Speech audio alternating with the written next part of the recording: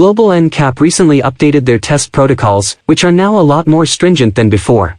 Assessments for rear seatbelt reminders, 3-point seatbelts for rear passengers, stable structure, and active safety systems are included in these new test procedures.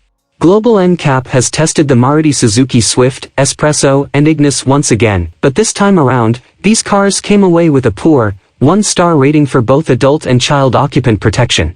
The Maruti Swift scored just 19.19 out of 34 in adult occupant protection and scored 16.68 out of 49 in child occupant protection.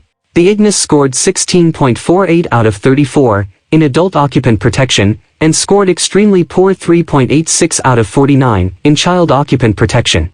The S-Presso scored 20.03 out of 34 in adult occupant protection and scored just 3.52 out of 49 in child occupant protection. Interestingly, the S-Presso, which is the least priced car among these three, is the top scorer in adult safety rating. Also to note that this S-Presso received 0-star rating in previous test.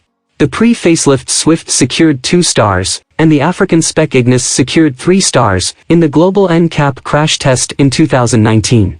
So, the S-Presso's 1-star rating from 0-star, with new test standard is an improvement than the Swift and Ignis.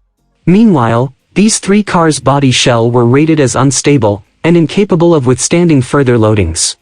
Currently, Global Ncap's new protocols take a lot more factors into account while crash testing a car, like mandatory compliance with pedestrian protection norms, standard fitment of ESC, side impact test, more stringent evaluation of chest load readings, and also side impact test for the child dummies. Thanks for watching.